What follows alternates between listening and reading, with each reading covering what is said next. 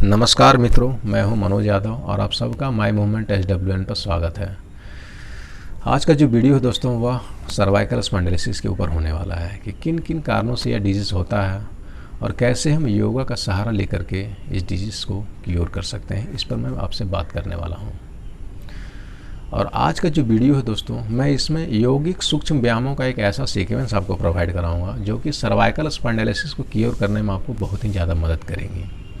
तो आज का जो शेड्यूल पूरा करने से पहले मैं आपको संक्षिप्त में ब्रीफ में समझा दूं कि एक सर्वाइकल स्पॉन्डिलोसिस होता क्या है। सर्वाइकल स्पॉन्डिलोसिस हमारे नेक रीजन, नेक स्पाइन से रिलेटेड एक समस्या है दोस्तों।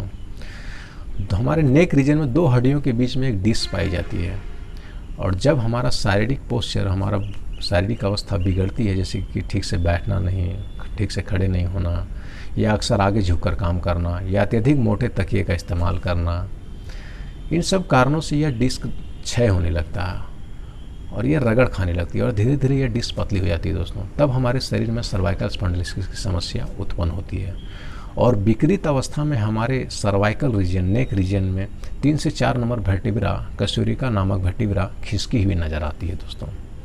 और जहाँ तक देखा जाए, महिलाओं में बैक पेन, कमर दर्द की समस्या अत्यधिक होती है, वहीं पुरुषों में नेक पेन की समस्या अधिक होती है दोस्तों। और हमारे भारतवर्ष में ही देखा जाए तो प्रत्येक वर्ष सर्वाइकल स्पॉन्डिलोसिस से 10 से 15 मिलियन लोग, 10 से 15 मिलियन लोग हमेशा ग्रसित होते हैं प्रत्येक वर्ष। और एक बात ख्याल रखिए दोस्तों, जब डिजीज़ हो जाती है या कोई भी बीमारी हमारे शरीर में प्रवेश कर जाती है तो हमारे पास 3 ही मार्ग बचते हैं। पहला मार्ग क्या है कि हम मेडिसिन का सहारा लेते हैं। दूसरा, शारीरिक और डाइटिंग प्लान की वजह से अच्छे खान पीन और अच्छे दिनचर्या की इस्तेमाल से हम उस डिजीज़ को भगा सकते हैं। और तीसरा, लास्ट ऑप्शन, सर्जरी का सहारा लेते हैं। पहले फर्स्ट और लास्ट तरीका, मेडिकल और सर्जरी, दोनों प्राकृतिक नहीं है दोस्तों और ये 100% क्यूरेबल नहीं है। वहीं दूसरा जो तरीका है, फिजिकल एक्टिविटी और डाइट प्लान और स्वस्थ दिनचर्या का पालन करने की वजह से ये पूरी तरीके से प्राकृतिक है और इसके इस्तेमाल से दोस्तों, इसका पालन से दोस्तों, हम कोई भी बीमारी को पूरी तरीके से क्योर कर सकते हैं, भगा सकते हैं, पुनः उसी स्थिति में लौट सकते हैं। तो आज और योग चिकित्सा पद्धति में इन्हीं सिद्धांतों पर काम करती है दोस्तों। वो हमारी बिगड़ी हुई शारीरिक अवस्था को, बॉडी पोस्चर को पुनः नॉर्मल करती है, सही करती है। और दूसरा, क्षय हुई प्रक्रिया को रोक करके प्राण संचार को तीव्र करने का कार्य योगा बहुत ही अच्छी तरीके से करता है दोस्तों। और योग चिकित्सा पद्धति में एक बात का विशेषकर ख्याल रखा जाता है और ये विशेष तरीके से काम करती है कि हमारे शारीरिक मलों को एक अच्छी तरीके से यह निष्कासित करती है हमारे शरीर से। और ये सारे, कोई भी दुनिया का बीमारी हो, ये तीनों चीज़ें हमारे डिजीज़ को क्योर करने और हमारी शारीरिक स्वास्थ्य को बढ़ाने में बहुत ही ज़्यादा मददगारी सिद्ध होते हैं।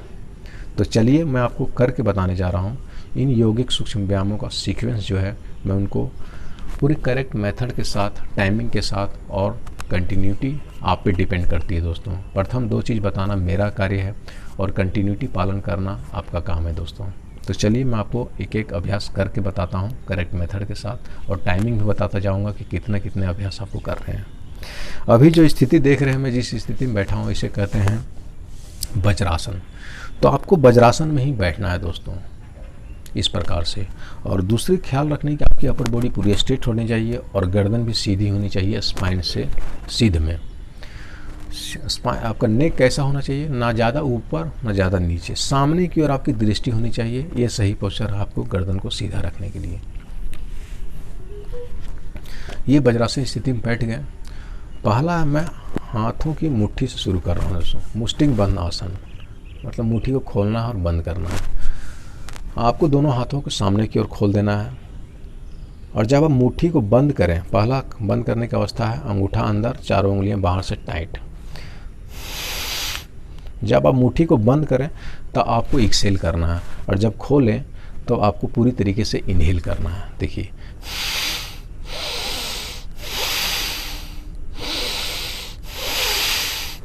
लंबी और गहरी सांस लेना है दोस्तों। एक अभ्यास, जैसे कि मैं एक खोल रहा हूँ, बंद कर रहा हूँ और खोल रहा हूँ, इसमें कम से कम आपको 5 सेकंड लगना चाहिए। 2.5 सेकंड आप श्वास लें और 2.5 सेकंड एक्सेल करें। 2.5 second inhaling and 2.5 second excelling करना है प्रत्येक अभ्यास में। आपको देखिए,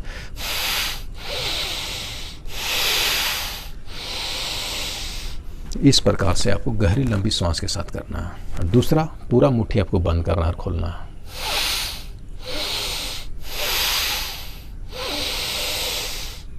जितना धीरे धीरे अभ्यास करेंगे लंबी गहरी सांस के साथ, प्रश्वास के साथ, उतना आपको लाभ मिलेगा दोस्तों।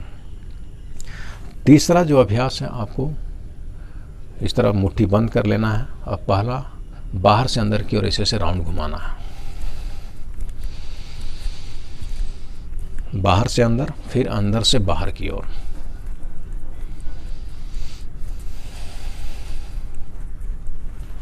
इस प्रकार से। और इस अभ्यास के दौरान आपको श्वास नॉर्मल रखना है, लंबी गहरी लेना है और लंबी गहरी छोड़ते रहना है।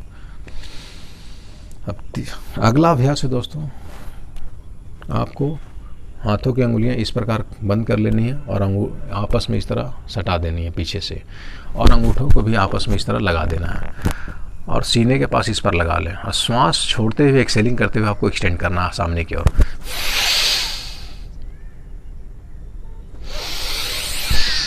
और इनहेल करते हुए आपको इस प्रकार से गर्दन और अपर बॉडी पूरा सीधा रहना चाहिए,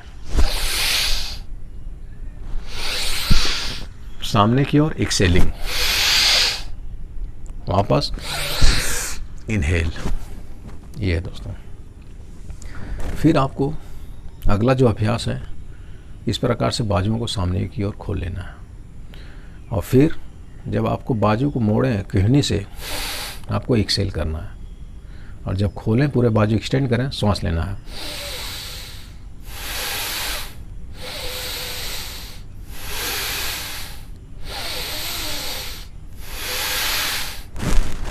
फिर इसी तरह का अभ्यास आपको सामने की ओर करना है। एक्सेल, इनहेल, और फिर अपर की ओर, ऊपर की ओर उठाना और मोड़ना है।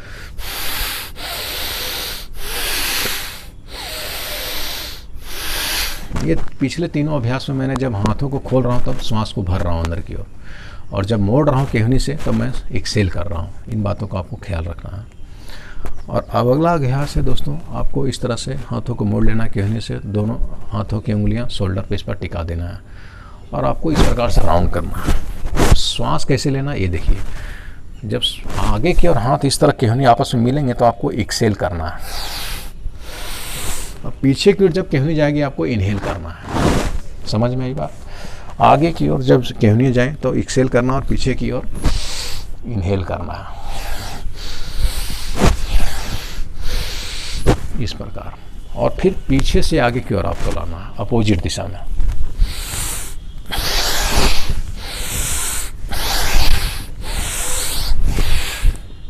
श्वास उसी तरह से, केहनी जब पीछे जाएगी तो श्वास भरना है और सामने आएगी तो श्वास को छोड़ना है।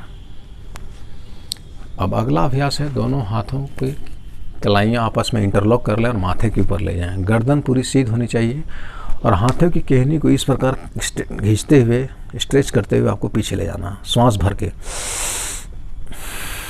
श्वास छोड़ के सीधा।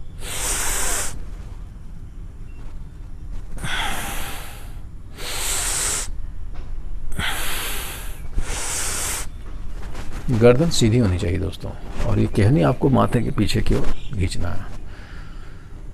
अब जो अगला अभ्यास है वह है हमारे नेक मूवमेंट से दोस्तों, नेक मूवमेंट से रिलेटेड है। तो इसमें एक सावधानी रखनी है कि जिनको सर्वाइकल स्पॉन्डिलोसिस की समस्या पुरानी है उनको नेक मूवमेंट्स इग्नोर करने हैं, उनको नेक मूवमेंट्स नहीं करना है। अगर प्रारंभिक अवस्था में आपकी समस्या है सर्वाइकल स्पॉन्डिलोसिस तो आप कर सकते हैं धीरे धीरे। तो मैं दिखाता हूँ आपको नेक मूवमेंट्स के सारे अभ्यास। देखिए, प्रथम जो अभ्यास आपको एक्सेल करके सामने की ओर बेंड करना है आपको नेक को, इस प्रकार से।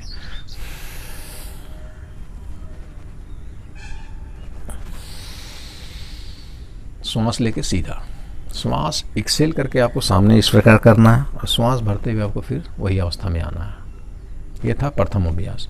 दूसरा अभ्यास lateral bending of neck spine. श्वास ये है प्रारंभिक अवस्था, एक्सेल करें और लेफ्ट बेंड करें।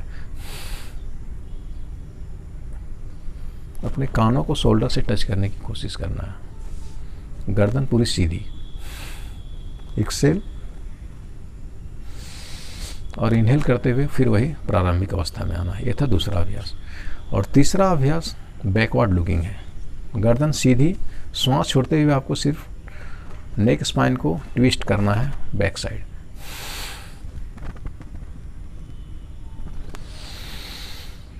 सही तरीका पहचानने का दोस्तों, आपका निगाहें सामने इसी तरह से मूव करना चाहिए।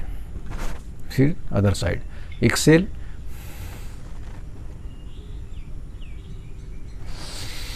और इनहेल करते हुए आपको उसी पोजीशन में आना है प्रारंभिक अवस्था में। ये था अगला अभ्यास। फिर अगला अभ्यास है नेक रोटेशन। स्पाइन, नेक सीधा, श्वास एक्सेल,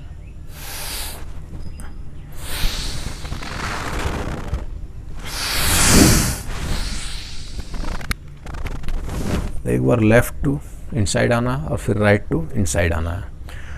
और जब मैं पीछे की ओर नेक को ले जा रहा हूँ तब मैं इनहेल कर रहा हूँ, और जब आगे की ओर ला रहा हूँ तब मैं एक्सेलिंग कर रहा हूँ। यह है इसका करने का तरीका।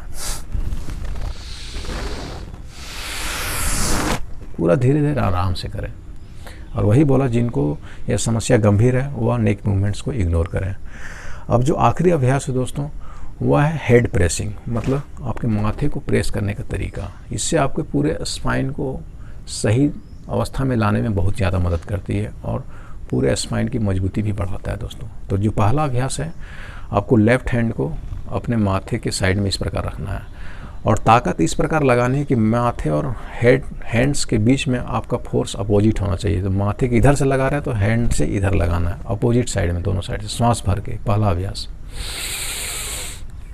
माथा इधर प्रेस करें, हैंड इधर प्रेस करें, लंबी श्वास भरें और 5 से 6 सेकंड आपको होल्ड करना ऊपर में। फिर दूसरी साइड, ये था पहला। अब अगला अभ्यास, दोनों हाथों की इंटरलॉक कर लें और माथे के पीछे ले जाएं। पूरी गर्दन और अपर बॉडी सीधी होनी चाहिए। श्वास भरें और फिर हाथों को सामने की ओर धक्का दें और माथे को पीछे की ओर। ये था। इसी प्रकार से सामने,